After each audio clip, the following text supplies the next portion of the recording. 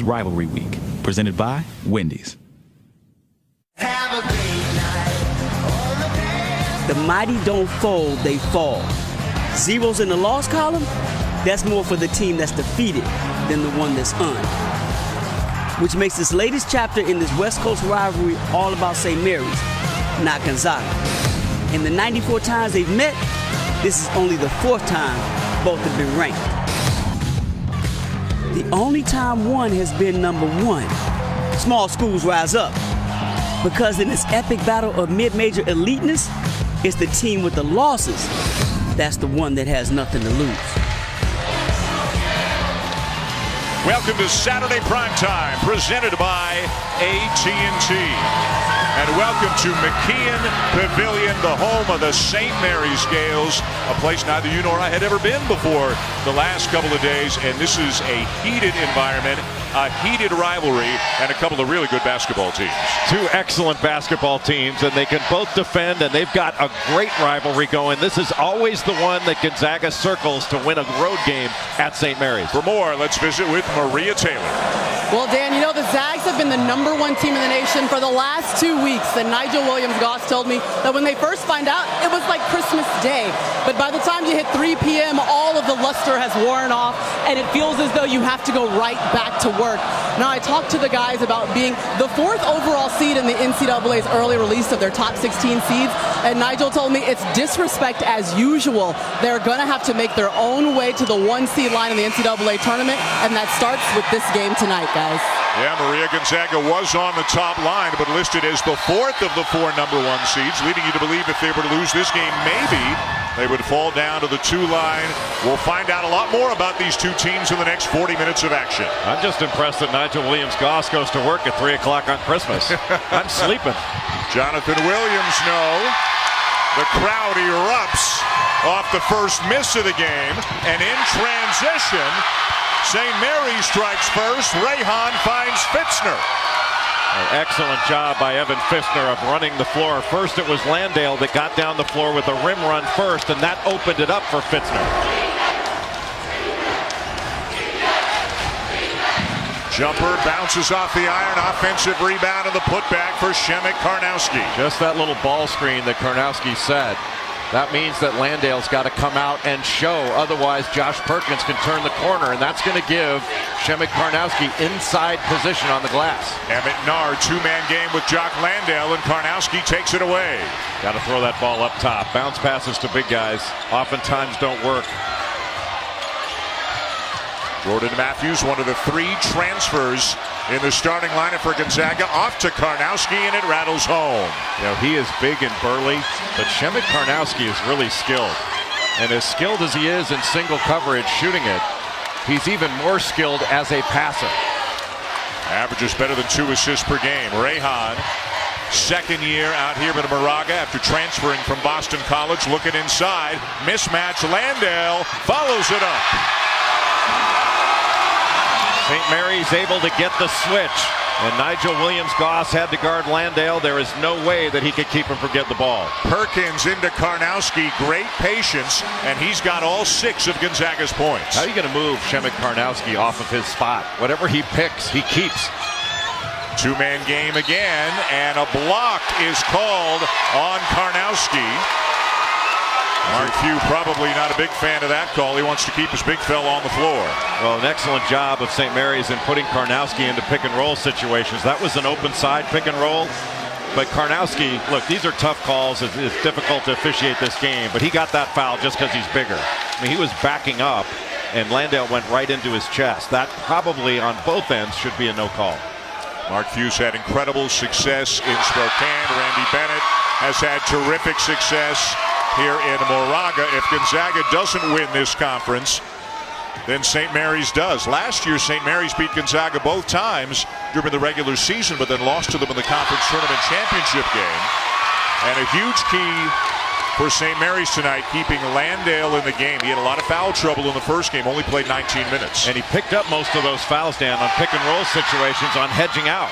The ball handler just went right into him when he was the hedge defender. And so he's got to be really careful not to pick those up.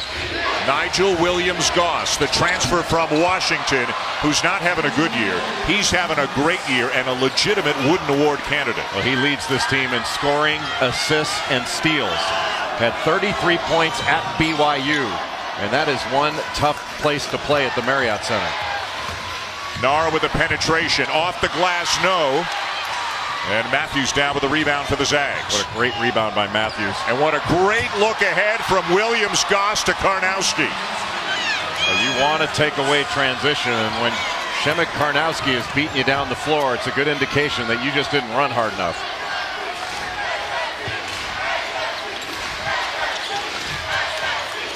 Landale off to Rehan. Both teams take good care of the basketball. Both teams with an outstanding assist to turnover ratio.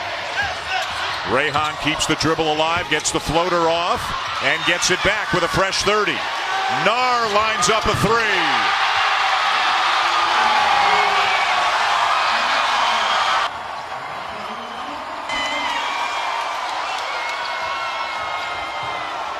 Karnowski one-on-one. The lefty knocks it home. That's the block that Randy Bennett said they have to keep Karnowski off of or double him if he gets the ball on that side of the floor. Well, they're not doubling him. They want to double him when he makes a penetrating dribble. But nobody came. It was too late. If you go single coverage there, the reason they want him off that block is because he can get his left shoulder and he can also pass one-handed with his left hand, which he's excellent at. He's got 10 of the Zags' 12. This is much like the game against Arizona, where Arizona didn't double and Karnowski ate him alive. Nar leaves the floater short. Perkins, pass deflected and stolen away. Fitzner with the deflection. Hermanson with the steal. Zags with the foul. Our first media timeout. Gonzaga has gotten some easy baskets in transition, and that has been the difference in the game. The ball never hit the floor until after it went through the net. That's big time by Gonzaga. ESPN's exclusive presentation of college basketball is presented by AT&T and in part by Experian. Credit isn't just a score, it's a skill. Fast-paced start to this game. Both teams efficient offensively. Gonzaga up 3 in the early going on St. Mary's. A great rivalry that for folks back east they may not be all that familiar with. 94th time these two programs have met. Gonzaga has held the upper hand both recently and over the entire lifespan of this rivalry. And of course they've been so good. Such an incredible mark. Mark Hughes won over 80% of his games overall since becoming the head coach of the Bulldogs. 4th all-time meeting when both teams have been ranked. St. Mary's is 20. And for the second time in program history, Gonzaga is 1. And you can see the previous 3 meetings, including the one earlier this year when Gonzaga won at home at the Kettle in Spokane. It was a close game for about 32 minutes, then it got away from the Gales late. Gonzaga wound up winning 79-56. And Shemek Karnowski in that first meeting only had 9 points. He was 3 of 7 from the field. He's already got 10 in this one. Well, we showed Matthew Dellavedova a second ago. He might not even be the best guard to have played here at St. Mary's. Patty Mills played here. Both of them part of the Australian connection. Landale is called for the travel.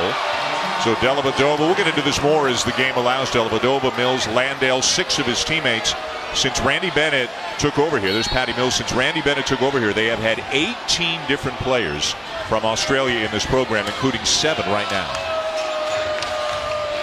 Williams-Goss trying to turn the corner. And this young man, Zach Collins, with the ball, number 32, is going to be a great player. Not a good player, a great player. He is a 7-foot freshman out of Las Vegas. And is it fair to say, Jay, he perhaps has exceeded expectations this year as he was just waiting for the opportunity to really show what he could do? Yeah, I think it was more the latter, that he played in high school in Las Vegas at Bishop Gorman High School. He was the 3rd big guy there. Steven Zimmerman, who went to UNLV, now in the NBA, and Chase Jeter, who's also at Duke, were in front of him.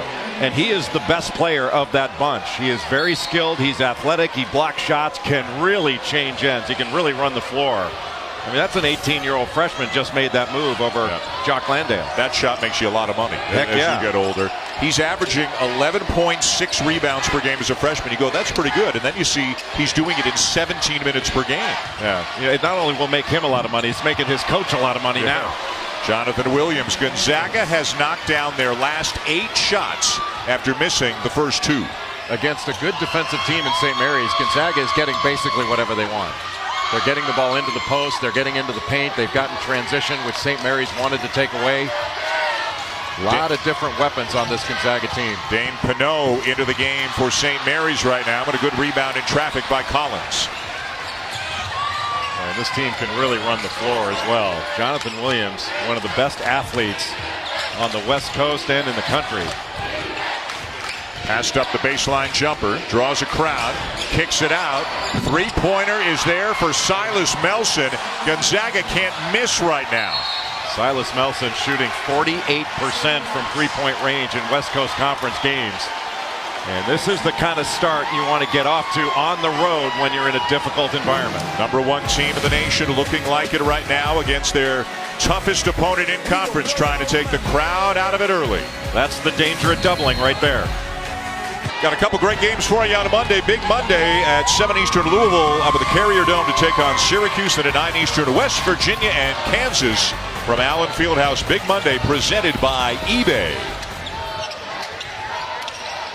A Gonzaga run to open up a 10-point lead. Barely 6 minutes into the game. They needed that one. Dane Pinot, the senior from Melbourne, Australia, with a 3. Pinot averaged double figures last year, was injured early on before the season, now coming off the bench, and he gives you a nice weapon coming off the bench in the WCC. And the turnaround by Collins. So we've seen a jump hook and a little mid-range jumper. The lead is 9 for the Zags. Well, that's not all he's got in his bag of tricks. He can step out to three-point range, he can drive it, but he can also switch pick and rolls. He's a really good shot blocker. And look at, he plays hard. Look how far he got Landale off the lane. And Landale with a 17-foot baseline jumper. Landale's one of the best pick and rollers that I've seen all year long. He rolls so hard to the basket. Williams-Goss cut off on the baseline by Rayhan. And a foul underneath on Rayhan.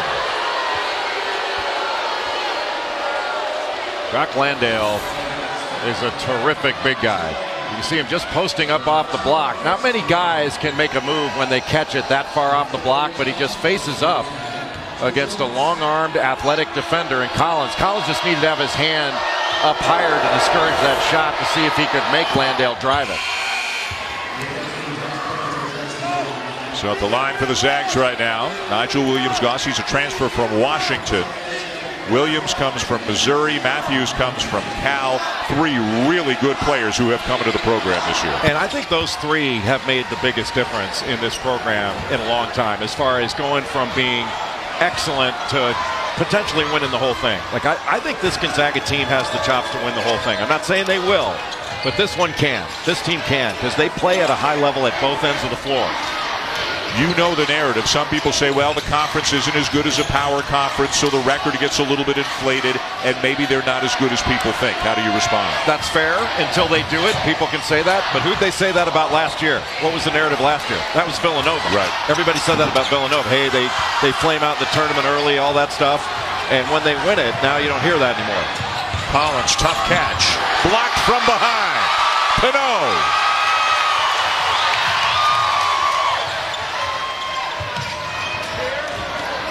Nar using the ball screen. Nice kick to Rayhan. Boy, a terrific offensive rebound by Tanner Krebs, but he brought the ball down, and it winds up in a scrum. And a timeout on the floor. Gonzaga leading by 9. We're here in Moraga, California. Beautiful part of the country, East Bay area. Glad you're with us tonight for Saturday Primetime. In Pavilion, this is the home of the St. Mary's Gales. Dan Schulman, Jay Billis, Maria Taylor. 9-point lead, Gonzaga over the Gales. Cross court, our coach, Seth Greenberg, endeavoring to get Randy Bennett. Coach, what are you seeing in the game so far? Well, obviously, Randy's going to have to make some type of adjustment in their post defense. Coach, 6 in their first 23 in the paint. Any adjustments defensively on your post defense? We've got to keep it out of the post. We got to do a better job on our post defense. It really hurt us there. What can you do offensively to get a little bit better flow and get a little more open looks? Get a stop defensively so we can get something in transition, get a push. But we haven't got many stops. We got to slow them down. Great, thanks. And you said, Jay, for St. Mary's to really improve their chances of winning, the game's got to be played at their pace. Yes, and I think Randy's right. I mean, if you're taking the ball out of the net the whole time, it's going to be awfully difficult to get down the floor and get something good. And I think right now Gonzaga's done a really good job of keeping this team outside. That's a really good double by Nigel Williams-Goss. He got a foul, but they're keeping St. Mary's off balance with their different coverages. And I really think that St. Mary's is an excellent offensive team, but if you give them a steady diet of the same coverage, they're going to get used to it and start picking you apart. I think Gonzaga's been very smart with the different looks they've given them off of ball screens and the way they're covering things. St. Mary's, of course, a team that did not get into the NCAA tournament a year ago. A lot of people, themselves included, felt it was a snub. They went to the NIT. Boy, a win here tonight would be a huge step in that direction, although a lot of people think they've put together a better team and a better resume already this year than they had last year. The 2 wins over Gonzaga last year. Remember, Gonzaga was good last year, but not as good as they are this year. Jordan Hunter, 6'10" sophomore with a bucket. But you get a win over a #1 undefeated team in the nation in February, that's going to really resonate. No question. But how about Joe Rahan in the last play, keeping his dribble? That was Steve Nash-esque. Little momentum shift here in favor of the Gales. Rahan absorbs the contact and finishes.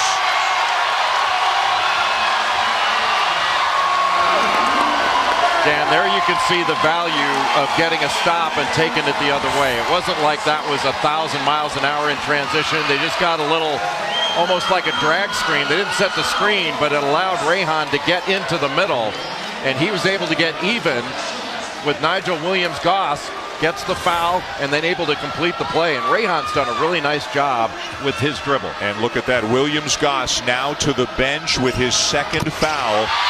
With 10.5 minutes to go in the first half, how long will he sit on the bench? Will he come back at all this half? Well, he might not come back at all, but I'll tell you, Gonzaga can absorb this. Most teams, that would be a major league problem. But right now, Silas Melson, Josh Perkins, they were the starting guards last year on a nationally ranked team at Gonzaga. Perkins off to Matthews. Pinot with the rebound. Here come the Gales, back within 4. Rahan keeps the dribble alive again. And we've got a foul underneath going against Gonzaga. Right now, Joe Rahan is making the difference for St. Mary's. With the ball in his hands, this has been a much more dynamic offense. You know, he's finding people after he comes off a little pick and roll. He went after that rebound. He's the one that created that foul by going after that offensive rebound down low. He's built like a running back. Yep. His brother James played at San Diego State. He was at Boston College before transferring in. Boy, nifty move there. Gliding across the lane. Rahan leading the Gales back into it, and he just forced a turnover.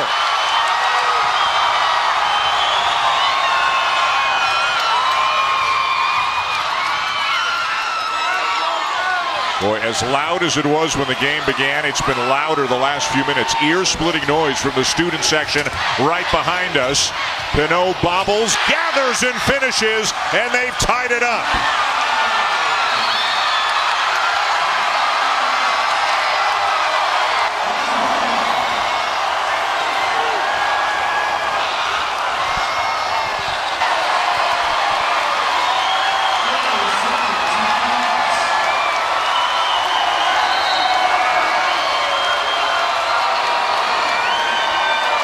Give credit to guard Joe Rahan and the way he has performed after that last timeout. Here using the side pick and roll, goes down the baseline and into the middle, little fall away jumper. He stays low, then makes this steal. He doesn't make that, that would have been a layup. And the last play of the little corner pick and roll, able to catch Pinot, and Pinot keeps hold of the ball without walking. Watch how he splits this with a nice little pocket pass, and Pinot bobbled it, then was able to get it and finish with the left hand. This is a really skilled St. Mary's team. And they've showed some resilience in coming back, because this one could have gotten away from them. Tomorrow, number 11 Cincinnati, number 25 SMU square off in a journey to the tourney matchup at 4 o'clock Eastern Time.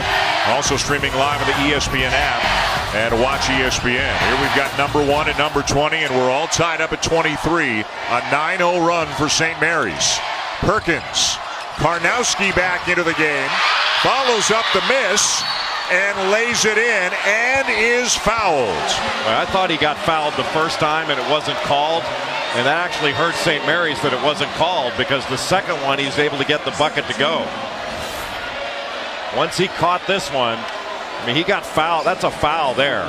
And they didn't call it. It would have been better off since he missed it, at least from St. Mary's perspective.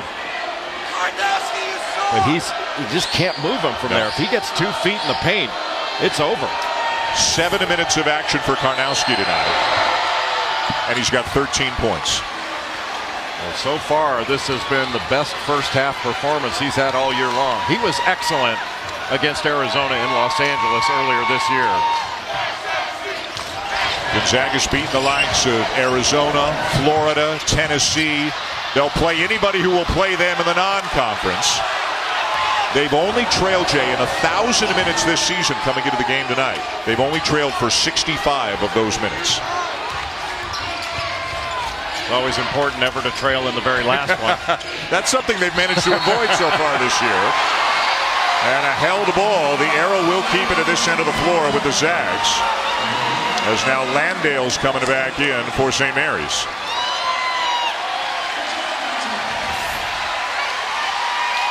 Here's the tie-up. Krebs just gets a hand on it, then gets both hands on it. That was like a takeaway in football. Karnowski, the kick. Williams gets it to go from the free throw line. Boy, that's a really good pass. Shemek Karnowski's got a great feel as a passer. And if you're not going to double team him, you know, it's amazing that he can back you in without dislodging you. Landale, he'll take the three every now and again. And back comes Gonzaga. They've steadied the ship a little bit after St. Mary's roared back to tie it. And really what steadied the ship was exactly when Karnowski came back into the game. He's like a ship himself, a destroyer. It's hard to make Jock Landale look small, but that's what Shemek Karnowski's doing. You mentioned the serious back issue that he had last year, cost him most of the year. That got him another year this year. As good as they were last year, their guard play so good. Karnowski back, Collins and Tilley, the two freshman big guys. This is a great team this year. It looked like Landale rushed that because he was a little bit worried about Karnowski. Karnowski's not going to block his shot. He's a lane protector, not a rim protector.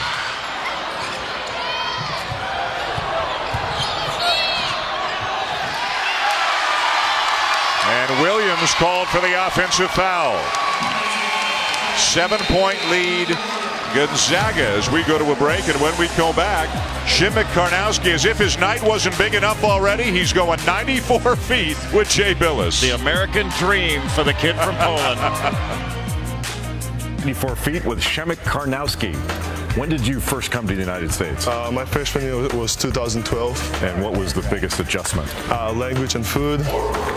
What about the food? What was it? The food was way more unhealthier than in Poland. What do you miss eating in Poland? Pierogi and cabbage rolls.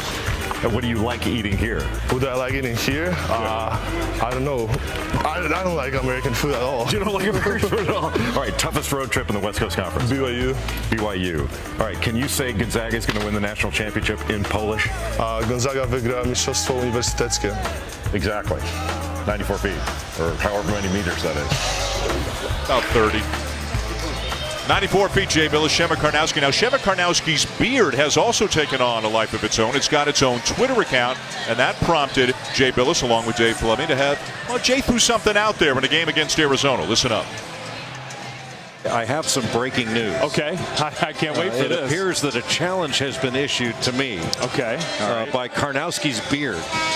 Karnowski's beard has basically asked me, if the Zags make the Final Four, will I grow a beard? And first of all, I think Josh Perkins' beard is probably very disappointed that it's not getting the kind of run that Karnowski's beard is. But maybe I accept the challenge. I will grow a beard that will be far better than Shemek Karnowski's if the Zags make the Final Four. It'll include a mustache. No. No. Same Honest style. Abe, Shemek Karnowski, and me. You really think you can out-beard Shemek Karnowski's beard? Oh, you will find like old tires in my beard. All kinds of different food. It'll be great. Now, if Karnowski doesn't like American food, there'll be American food dropping out of my beard. It'll be so grand. You know, when you talk to Shemek Karnowski, what a gentle giant of a guy just to say hello to and talk to for a few moments. But he's playing as well here tonight as you can imagine. Look at him moving his feet there and helping to stop Nar. He does move his feet, but I think if you take a look at him, you can quickly see he does like American food. Krebs will force it up, and it's a 7-0 run to Gonzaga ever since that 9-0 run by St. Mary's tied the game. Now another athletic big guy for Gonzaga into the lineup, Killian Tilly, who is a fabulous athlete that can really run incredibly bouncy. Comes from a family, he's a French kid, comes from a family that's outstanding volleyball players. And we get a foul away from the ball. One last thing about Karnowski's beard. It tweeted at you today, and apparently this is what it's envisioning you're going to look like after they make the Final Four. Looks like Greg Popovich after a 3-day bender. By the way, that last foul, that's one of significance for St. Mary's. Rayhan just picked up his second. Melson knocks down the jumper. And that 9-0 run St. Mary's had, it's all gone by the wayside after a 9-0 run to answer by Gonzaga. Boy, what a good out-of-bounds play run by Gonzaga. Melson came over the top, was ready to shoot. Now a double team off the ball screen. See, this is where I think Gonzaga sets itself apart this year from past teams, is they can really defend at a higher level than they have years past. Rayhan backing down Melson. St. Mary's has always had really good guards, and Joe Rayhan is the latest in that long line. He stays so low off his dribble. Perkins turns it over to Pinot. Numbers for the Gales. And a foul. Melson reaching in. Josh Perkins cannot show the ball. You can't cross over right in front of your feet in front of good defenders like Dane Pinot. He's just going to hedge out. He really just hedges up toward half court, and he just took his eye off of things, and all of a sudden he's going to try to cross over or go between his legs right in front of a long-arm defender. And these guys are too good. They're going to take that ball away if you show it. And Rayhan saying something on the ball that he doesn't like. What is he, a tennis player now? You got to use that one.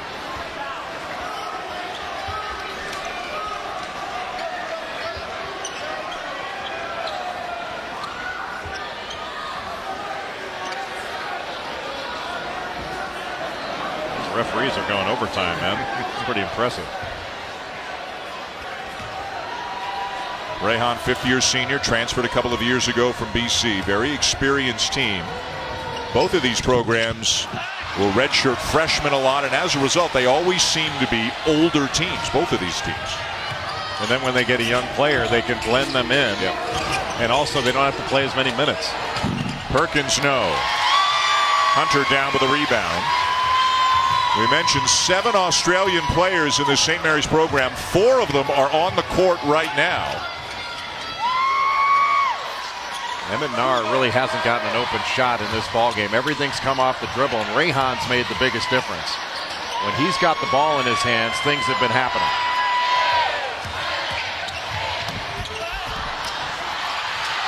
They battle for it, and it's going to be a foul against Hunter of St. Mary's.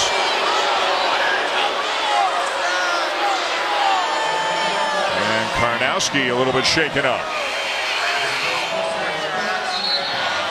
It has been tough inside. Every rebound has been contested. Karnowski looks a little bit upset. He came down. Not sure whether he stepped on somebody's foot here, or it happened when he hit the stanchion.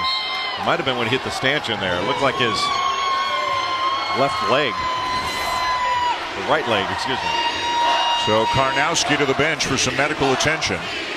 And Collins back into the game for the Zags.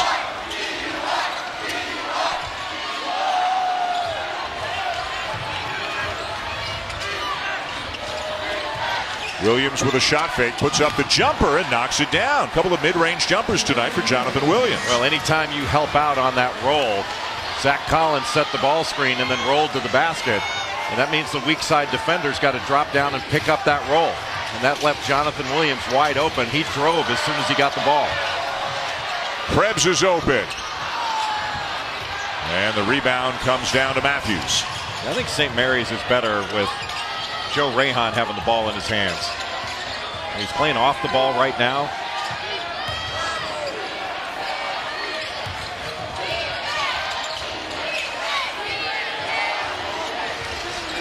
Perkins. Williams Goss on the bench for several minutes now with 2 fouls. Perkins with a drive and a finish. Boy, what a tough move. Kept his eyes up on the rim, absorbed a little bit of contact and made the play. Well, that was a good pick and roll won by St. Mary's. Just better defense by Jonathan Williams to get there and cut it off. Pinot one-on-one with Collins. Left hand to the baseline, too strong.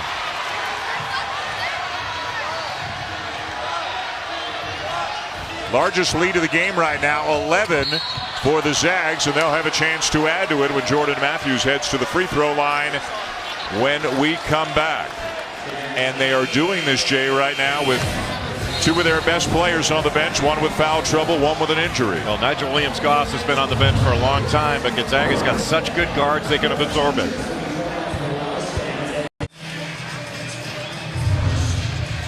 Gonzaga with a 11-point lead. I failed math. Let's take a look at what Gonzaga does with a lot of their pick and roll situations. You're going to see Zach Collins come out and set a ball screen, and Josh Perkins comes off. You got 2 shooters over here on the right. Now you're going to see Collins roll. That means he's going to have to be picked up by Pinot on the roll. And then you're going to see Jonathan Williams lift up, and you can throw back, and all of a sudden he's going to have an opening for a shot. Or then when Pinot closes out, you got a shot fake and a drive. Then the middle was open, he just pulls up.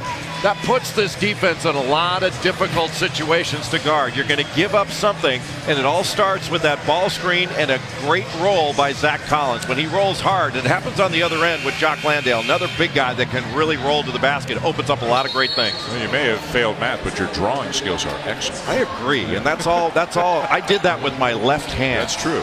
I'm right-handed, but I drew that with my left hand just to show you that I could. Matthews at the line for Gonzaga, transfer from Cal. Meanwhile, moments ago during the timeout, remember Shema Karnowski left the game with an injury. They took the shoe off the right foot and are taping and wrapping that ankle. Maria, what do you know?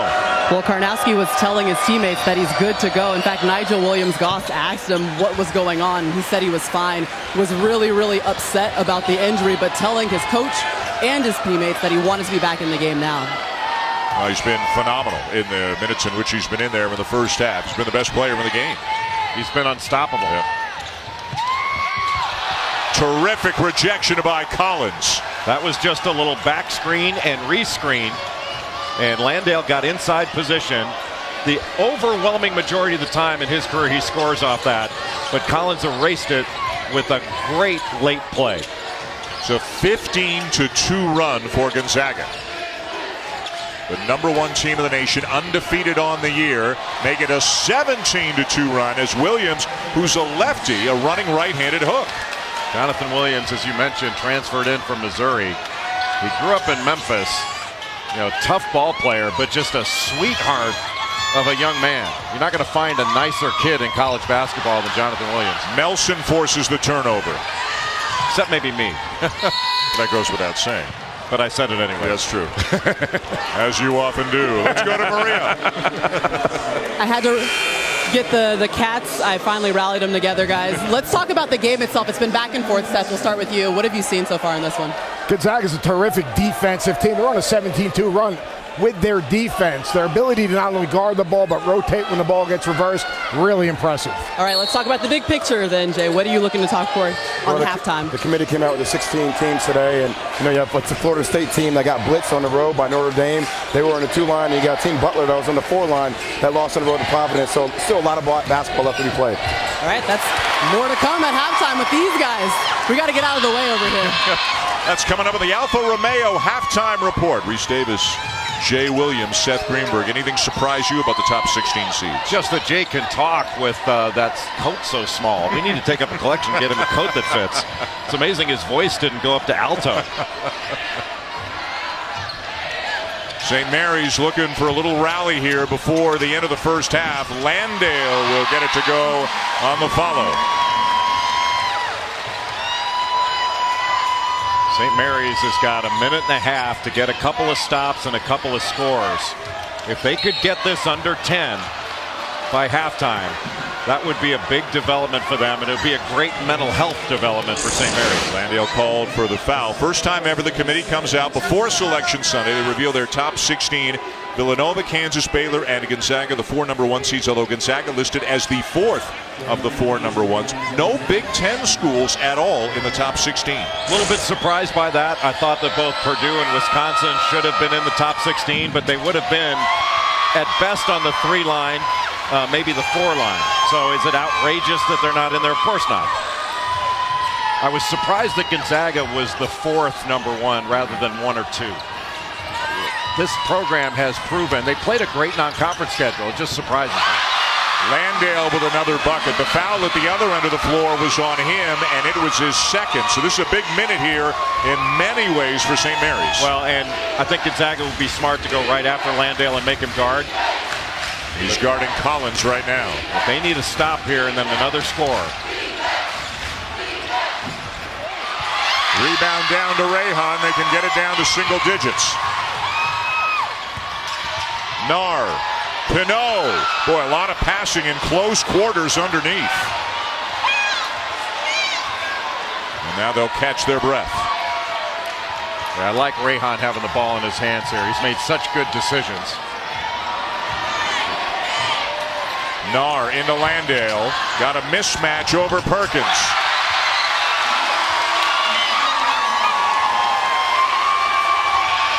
Boy, a stop here would be big at the end of the half.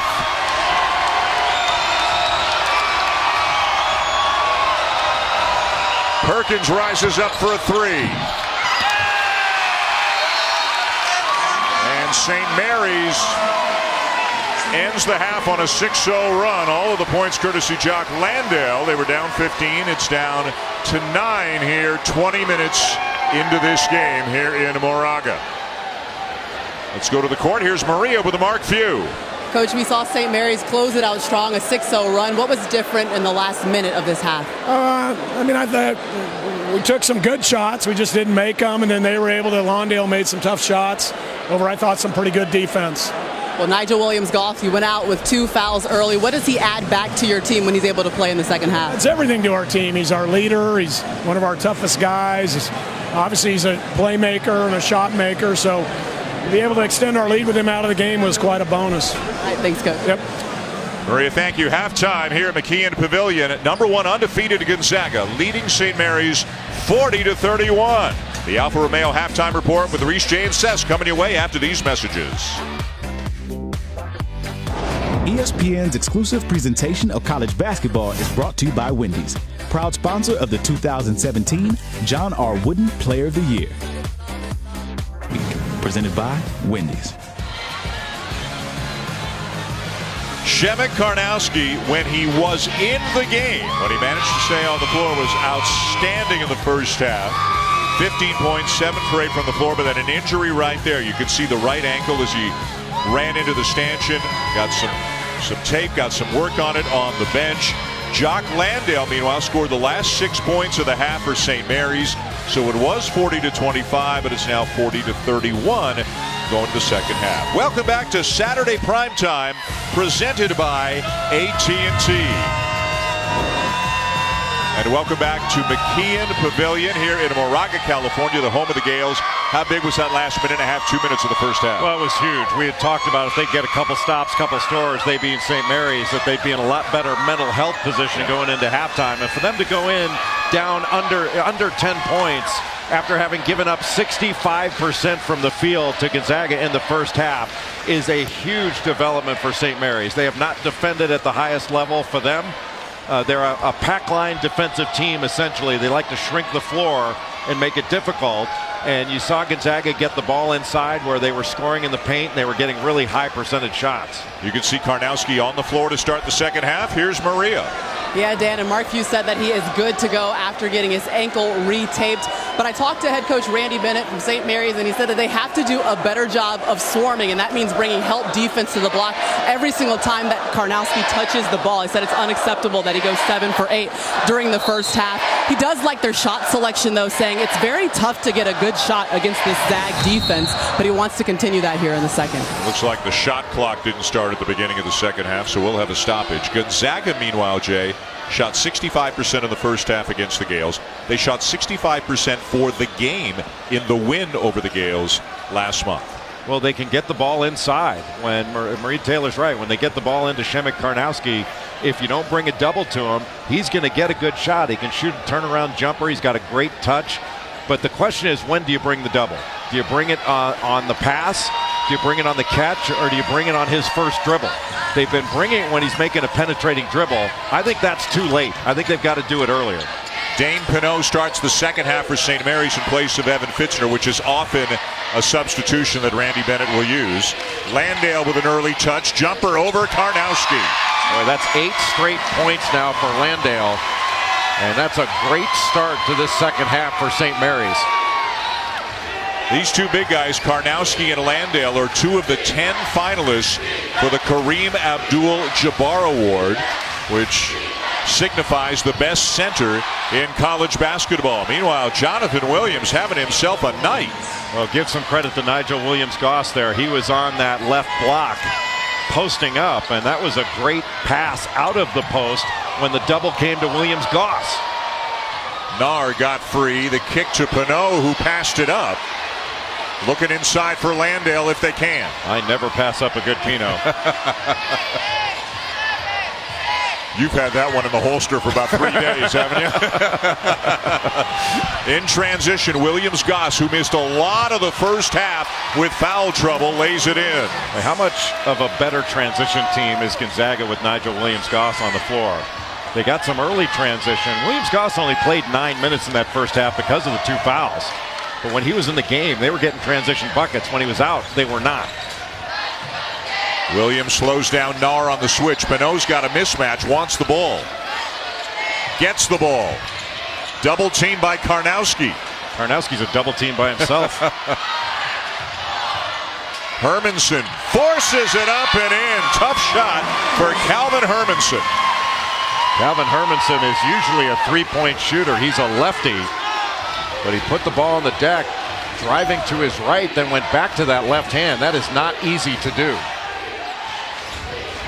St. Mary's has only lost twice this year, at home in the non-conference to UT Arlington, and then they lost at Gonzaga. Of course, the Zags undefeated on the year. One of the big reasons why the play of the transfer from Washington, Nigel Williams-Goss. Ball goes inside to Williams-Goss, and Pinot is there digging, and he leaves Jonathan Williams wide open, and a terrific spin move, an easy bucket by Williams-Goss. Then on that last possession, they got into a little pick and roll with Karnowski, able to get him all the way to the basket. Jay, number 3 on Jock Landale. Well, he's been around the block. He's played with fouls before. He's just going to have to be smart. Last time these two teams played, he picked up 3 fouls on just hedge defense. Hermanson the kick. Landale isolated on Karnowski. The cutter is Rayhan, but we've got a foul before the shot. And it's going against Perkins. Well, what a remarkable run, as you all know, Jay, that Mark Few has had. Took over after Dan Munson led Gonzaga to the Elite Eight back in 1999. And at the beginning of Few's tenure, they were kind of the Cinderella Zags. They'd get a 10 or 11 or a 12. They'd get to the Sweet 16. In recent years, higher seeds. They've been a 1, they've been a 2. They've had extraordinary success. The last piece of the puzzle for the program is to get to a Final Four. When they got to the Elite Eight a couple of years ago, they lost to Duke, and the Blue Devils went on to win the national championship that year. Yeah, they've been to the Sweet 16 so many times. I mean, there are a lot of programs in the 5 major conferences that would trade for Gonzaga's record. It has been so good. But you know how it is. Similar to what we felt about Villanova with some of their early exits in the last several years. They're going to have to get to the Final Four to prove it. And I think this team is more than capable of doing it. Mark Few, who many feel is going to be enshrined in the Naismith Memorial Hall of Fame one day. 18th year as a head coach in Spokane. The Elite Eight in 2015, just regular season and conference tournament title after title after title.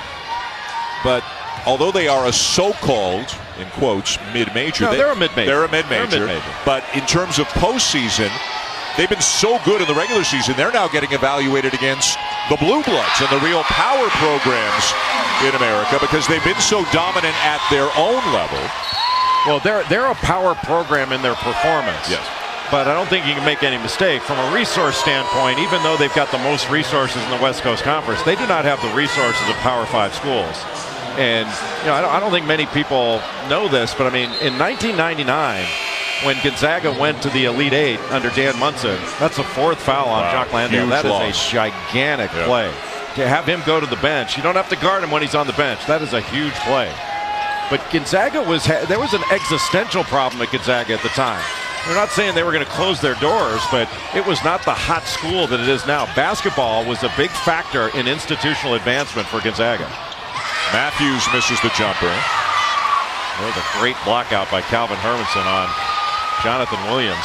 And now whether it's recruiting very talented high school kids or transfers, they're getting some really talented players into the program every single year. Yeah, you know when you go there, you're going to play against high-level guys in practice, and you're going to play big-time non-conference games. Nobody is shying away from playing Gonzaga now because if they lose to them, it's not a bad loss. And Hunter will foul Karnowski. So St. Mary's has some problems right now. Down 10, Landale on the bench, trailing the #1 team in the nation. ESPN's exclusive presentation of college basketball is brought to you by Wendy's, proud sponsor of the 2017 John R. Wooden Player of the Year. ESPN's exclusive presentation of college basketball is brought to you by Travelocity. Wonder wisely.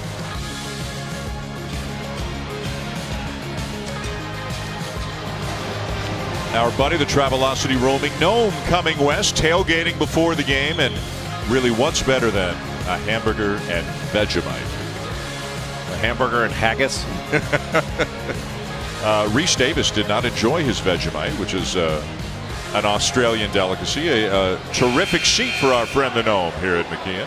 Let's take a look at On the Road, presented by Travelocity. And on the road, Gonzaga has been outstanding, winning better than 3/4 of their games under Mark Few. And again, sure, they'll play. Obviously, they play road games in conference. That's the vast majority of them. But Gonzaga, Jay, for many years has had an anybody, anytime, any place kind of mentality because they know they have to play as strong of a non-conference schedule as they can find. Well, because they're getting into the tournament as an at-large. They're not just getting in because they're winning the West Coast Conference. And I think this team is worthy of a #1 seed, even if they were to lose a game like this against a top 20 opponent. Williams off the side of the backboard. Nice job to force Williams and angle him out just outside of the lane. That's the difference between a layup and a miss. Hermanson with a drive and a lay-in. That time they allowed Hermanson to get to his left hand. Big job right now for Jordan Hunter, a sophomore, one of the 7 Australians in the program, because Jock Landale is on the bench with 4 fouls, and Karnowski just scored over him. Now, how many 7-footers do you see putting the ball in the deck and shooting a little floater like that? I think it was a very good decision by Hunter not to take the charge. Hermanson off the back of the iron, and Williams-Goss with a rebound. Karnowski looks so much better now running the floor than he did in December. Rejection by the Gales, and they got a chance to push. Great pass. Hermanson open. That would have been a huge bucket for St. Mary's. Well, Gonzaga just playing with this 10-point cushion. Looks like Karnowski may be coming out of the next whistle. Zach Collins getting ready to check in. Just playing off Karnowski in the middle of the floor and getting little pin down screens with the handoff. Another Zags turnover. Nar lays it in.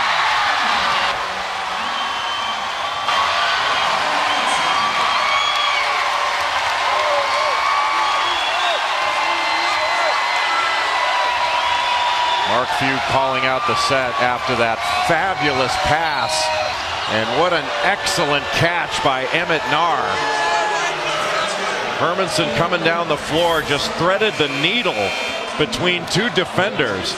And it is not easy to catch that pass and make that move into the lane. Give Nar a lot of credit for not walking, not turning it over, and able to get it right up over the excellent athlete, Jonathan Williams. Boy, what a gutsy pass and a great play by St. Mary's to get the bucket. Redshirt junior, first team All West Coast Conference a year ago. Karnowski out. Collins in. Another rejection and another run out for the Gales. And another good look for Hermanson.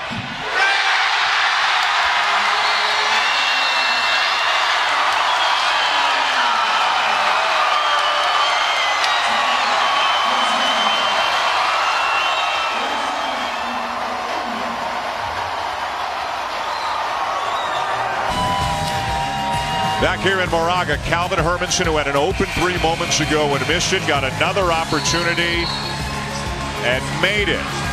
What a shot for Hermanson. These are 3,500 of the noisiest people I've ever been around here at McKeon Pavilion. They're all fired up for this game against the Zags, for game day being here, and with their best player on the bench, one of their best players, Jock Landale, with foul trouble, they have cut into the deficit, Jay. They're back within 5. Well, and they've done it with defense. You know, Shemek Karnowski on the bench for Gonzaga, and Zach Collins back into the ball game. Gives a little more athleticism, a little more speed up front. Let's get an update with Maria. Mark Few's message in that last timeout was mostly about shot selection, saying that bad shots are leading to the break right now for St. Mary's and easy buckets on the transition end. Yeah, they just have to be a little bit more resolute to get the shot that they want. They've been taking the shot that St. Mary's is forcing them into. Williams is fouled by Pinot. Tonight, 11 o'clock Eastern Time. Stay tuned for Sports Center at night with John Abuchagras and John Anderson, and Steve Levy will join them live from Oklahoma City. Kevin Durant's return to OKC as a member of the Warriors.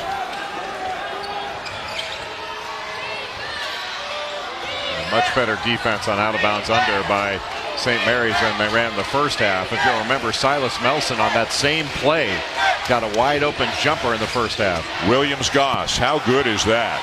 Dips the right shoulder a little bit, takes a bump, and finishes. Well, you can't give up middle. And Nigel Williams-Goss is such a good player because he plays with pace. He doesn't go at the same speed all the time. But you know he wants to drive, and he's still able to do it. And now the Gales turn it over. Collins is wide open. So was Melson, and it's a 3. And just like that, it's back to 10. You just have so many weapons on this team. And the thing that impresses me most about Gonzaga is they're not a stat-sensitive team. They don't seem to care, each one of them, whether they score 10 points or 4 points or whatever. They just want to win, and they're going to do what it takes in any particular game. Whatever the role they need to play in that game in order to win, they'll play it. They'll play it willingly. And Hunter fouled by Williams. Timeout on the floor. Number 1, undefeated Gonzaga, trying to keep it that way. They're up 10 on St. Mary's here at McKeon Pavilion, which has been rocking for the moment this game began. still rolling, looking for their 100th win against South Carolina on Monday. The entire crew is going to be there. I'll be in Storrs, Connecticut. Andy Landers, Rebecca Lobo, Kara Lawson, Doris Burke, and Dave O'Brien to call that game. But how about this for numbers? The Connecticut Huskies, during their winning streak, they have dominated ranked opponents, 27 ranked opponents, and they've beaten by an average of 23 points per game. That's not bad at all, and they're looking to do it again against South Carolina. It'll be a fun one, guys. Maybe you should stop by. We'll see if we can make it to Storrs on Monday night. It's remarkable. 99 wins in a row. To say they have dominated the competition would be a gross understatement. The most dominant college basketball program in history. No other program has dominated the landscape like UConn has over the last 15 years. Really, from 2000 on, it has been UConn and nothing but UConn. And I think this has been even more impressive over that period of time than UCLA's dominance of college basketball in the 60s and 70s. Fitzner back into the game for Hunter. Randy Bennett trying to steal some minutes. Jock Landale on the bench with 4 fouls. When will he decide he's got no choice but to make the move and get Landale back into the game? Collins in for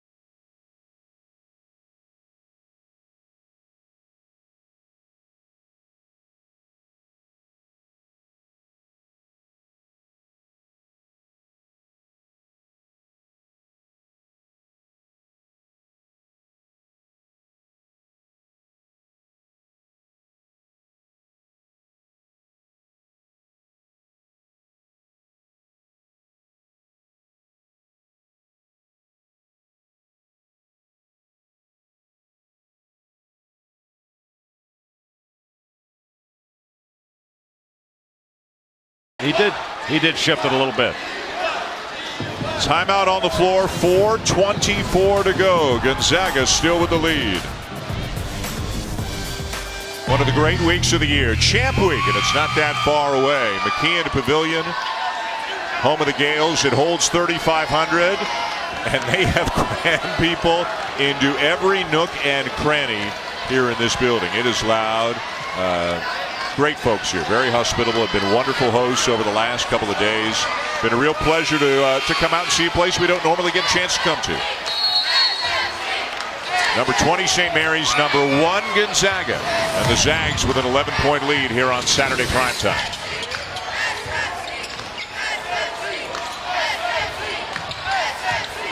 Pinot. And Williams gets called a little bit too much with the forearm and the elbow in the side of Pinot. Our next NBA Sunday Showcase game comes from Madison Square Garden tomorrow. Boy, there's been a lot going on there in the last few days, to say the least. On the court, it'll be the Knicks hosting the Spurs tomorrow, 3:30 Eastern Time on ABC. NBA Countdown with Sage and Jalen to get you ready for the game starting at 3. Did I see today that Charles Oakley has been banned from Madison Square Garden? He has been banned. For although, life? Did they say for life? No, I don't believe they've said for life, but it has been a circus, to say the least, after he was kicked out of MSG, was it 3 days ago now, I believe, and got into a scuffle with some security guards. And is he banned just for Knicks games, or does he get to go to like Billy Joel concerts and Rangers games? I mean, can you imagine the scene if you're a Knicks fan and you're sitting in the Garden and Charles Oakley, who's one of the great players in recent memory for the Knicks, getting tossed out of the building and is now banned? What a circus it's been there. What I thought was the really funny thing was that John McEnroe was there watching as the voice of reason. Landale coming back in for Hunter.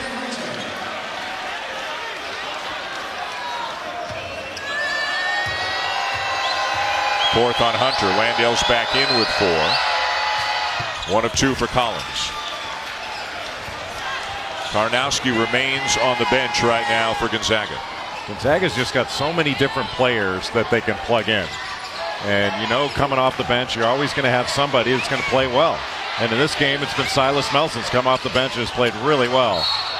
Landale is fouled and is injured. Not sure whether that's looked like his hip.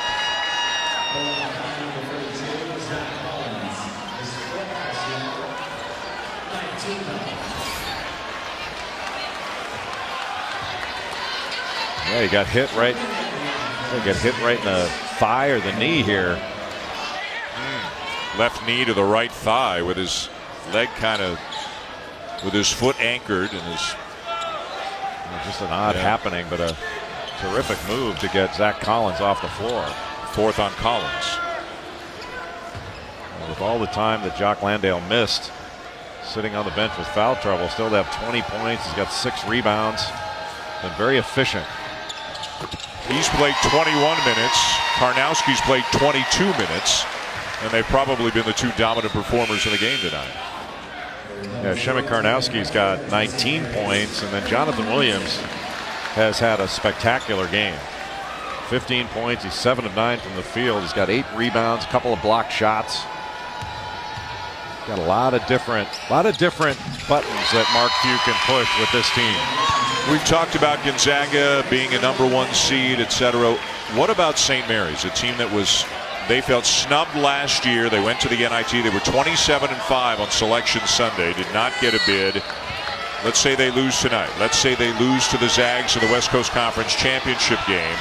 Do you like their chances of getting it at large? Oh, they're getting into the tournament. Now, whether they're going to be a 6 seed, 5 seed, 8 seed, something like that, it's all going to depend. Right. If the only games they lose are to Gonzaga, losing to a team that is number 1 in the country in the polls and in the top of all the analytics. I mean, Gonzaga is the only team in the country right now that's in the top 5 in the country in adjusted offensive efficiency and adjusted defensive efficiency.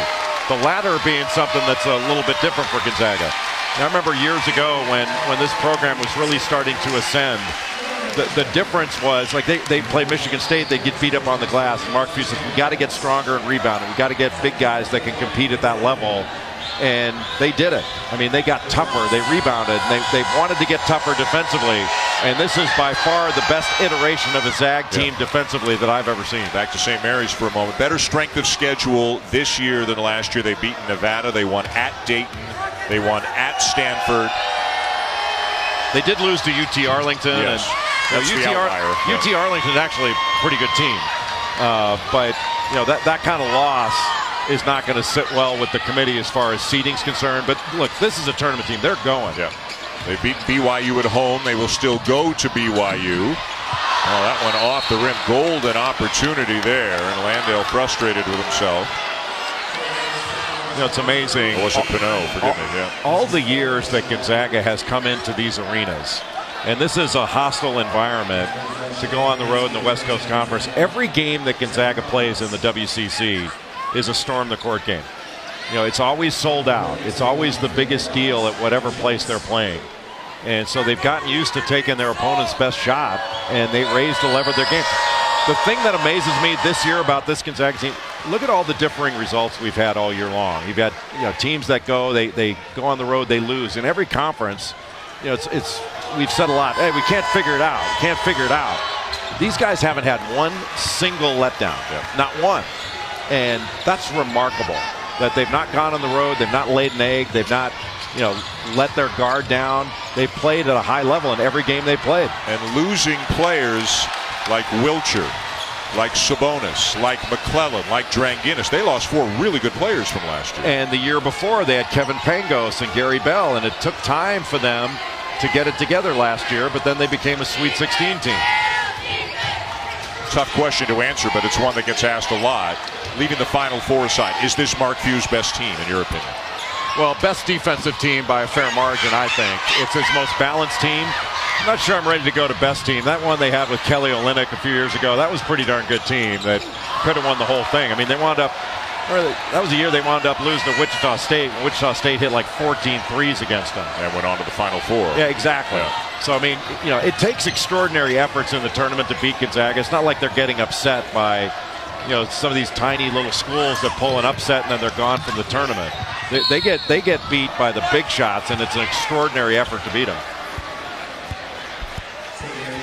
Again, when this run started, Dan Munson for a year and then Mark Few at the beginning of his tenure, they were known as a Cinderella, but they have been a very high seed on a number of occasions, including twice recently.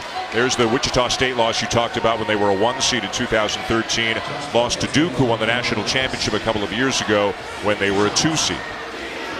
I mean, you're looking at Sweet 16s, going back to 04-05, that's when the program was being built into a powerhouse. So it was still in kind of its, I don't know what you call it, on the innocent climb. So they had gone to the Elite 8 in '99, which nobody expected, under Dan Munson. Mark Few was an assistant to Dan Munson at that time. And then Muntz went on, and he went to University of Minnesota. And this program took off. I don't think anybody could have predicted what we've seen from Gonzaga. It's been as remarkable in its own way as the 12 in a row that Kansas has won out of the Big 12. Randy Bennett will use a timeout.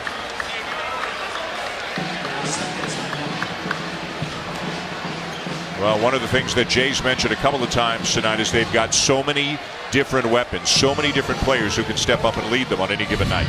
Well, Nigel Williams-Goss is a National Player of the Year candidate with the way he's played, but Przemek Karnowski, he doesn't have this kind of game in every game, but he's capable of it. Jonathan Williams, capable of big games. They've got a number of guys that can go for 20, 25 points.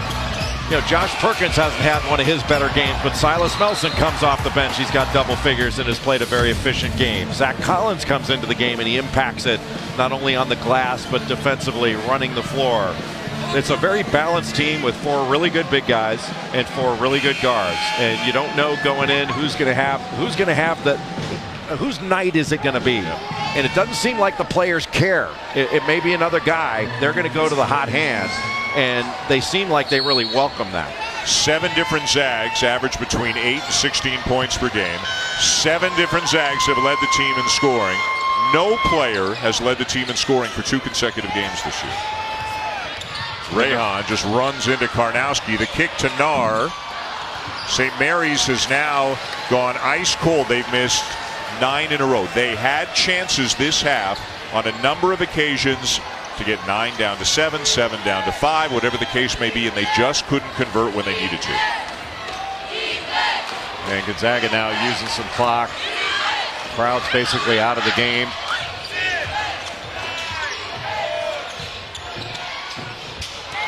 Rebound Fitzner.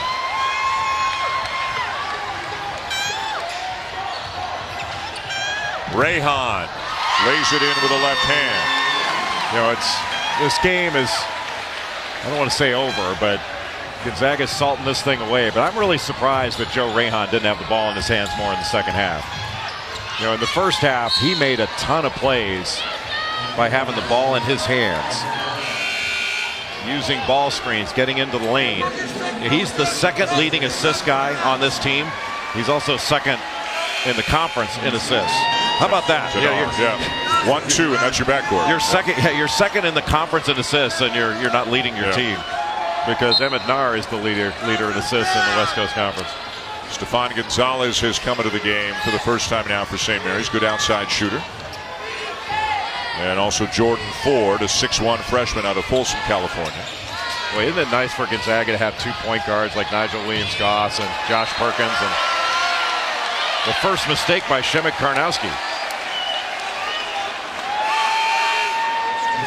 This was seen as the most likely game that could trip up, once they got into conference play at least, that could trip up Gonzaga's hopes for an undefeated regular season. Well, this is a really hard road trip for Gonzaga to come to St. Mary's, because it's a difficult bandbox to play in, and St. Mary's is really good. Hardest road trip for Gonzaga in the West Coast Conference is BYU. I mean, what did Mark Few say to us before the game? He said it was like Gladiator. Yeah, it felt like Coliseum. Russell Crowe going to the Coliseum. You're wondering if tigers were going to come out of the floor, and Shemek's going to have to beat down some tiger for us to win. Mark Few's sneaky funny. He had us laughing at that one. There's Fitzner with a 3, down to 8, but only 44.8 seconds to go.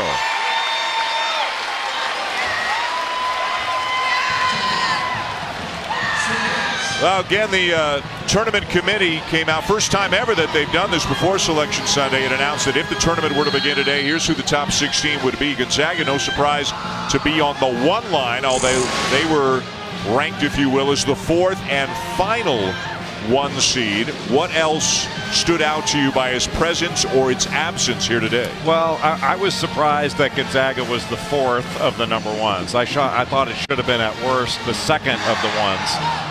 Villanova is a worthy number 1 overall seed. In fact, that's how I have it in the Billis Index, which I commend you to read. I think it's must read for you, just for your education. Thank you. Teach you more about the game. As you said, it's not subjective if I say so. Exactly. So, yes. It's not. If I say it, it's no longer subjective. Right. It is fact. But I was surprised that Wisconsin and Purdue were not in the top 16. You know, Butler's a very good team, but I thought they should have been just outside that group. And they lost at Providence today, so they'll fall. And that's going to happen. But you're going to see a bunch of teams lose going forward. But I thought that Purdue's a top 16 team, so is Wisconsin. Do you think if an ACC team, for argument's sake, North Carolina, but could be others, if an ACC team really gets hot, wins the ACC tournament, is an ACC team capable of forcing its way onto the 1 line? Yeah, I think North Carolina would be that team. I think it's going to depend on how different members of the committee deal with sort of the push-pull of what you see on paper, the number of quality wins, and who you think is better. You know, because oftentimes there are teams that maybe Gonzaga could be one of those teams where because of the nature of their league, they're not going to be able to pile up as many quality wins as against a power conference team that has more opportunities. But if you know the game, you go, wait a minute, Gonzaga's better than those guys. They're just better. Well, and you've talked about Baylor. On paper, Baylor's got really a great case right now for being a 1 seed. But you say if you look at a couple of other teams, you feel that in a game, that another team, say one of the teams on the 2 line, might, in your opinion, be better than Baylor. Yeah, and you're talking about a seed line. You're not talking about saying, okay, put Baylor down outside of the top 16. Nobody's arguing that. You're just saying a seed line difference. Because if you look at some of the games, first of all, Baylor turns the ball over like crazy. And that is really going to hurt them later on if they don't get that taken care of. But the other part of it is you can look at some of those wins and say, wait a minute, when they played Oregon didn't have Dylan Brooks. and that game was at Baylor. They played Oregon now, but I think it would be a different story, but who knows? Collins called for the block, for the foul rather, and that's going to be all for Collins tonight. Well, let's look ahead a little bit at some of the big games that are coming up this week in the NCAA. Cincinnati, a team highly ranked, not getting a lot of attention, not in the top 16 seeds that were announced today. They'll play SMU tomorrow afternoon. West Virginia and Kansas, that's going to be a battle. You'll be in Charlottesville Wednesday night to see Duke and Virginia, and we'll all be in Chapel Hill 1 week from tonight when the Cavaliers play the Tar Heels. Virginia is a really interesting case. I mean, I'm really so impressed with how good the Cavaliers are relative to what I thought they'd be before the season. I thought personnel-wise, this might be a little bit of a rebuilding year for Tony Bennett and Virginia. Rebuilding. I mean, they've been outstanding. Yep. And it is an excellent defensive team. London Parentes has been the leader we expected him to be. Mariel Shayak's had a great year. That's an excellent basketball team that imposes its will and its tempo on just about everybody they play. Less than 30 seconds to go. And a foul to send Perkins to the line. Another really good win for Gonzaga. Time after time, this program goes on the road and takes everybody's best shot. And it's amazing. You know, Gonzaga is one of those programs when the players are in film session and their coaching staff showing them film of their opponent, they've constantly got to remind themselves that this is not the team we see on film here is not the team we're going to get. We're going to get them at a much higher level. Everybody plays their best against Gonzaga. They beat them by 23 at the Kennel earlier this season, and they're up by 9 right now in the final few seconds here in Moraga. Gonzaga trailed for a total of 22 seconds tonight, and all year, 26 games, so it'll be 1,040 minutes. At the end of this game, they will have trailed for about 65 minutes the entire season. They've only trailed in the second half twice in 2 different games this year. And nothing seems to bother this team. You know, they've got a great balance of having fun, being loose, but also taking everything seriously. And I really do think it's amazing that this team has not had a letdown in any single game. That's really hard to do. And that should do it. No more fouls coming from the Gales. They gave it everything they had, but the #1 team in the nation. The undefeated Gonzaga Bulldogs will stay that way. The Zags will go to 26-0 on the season.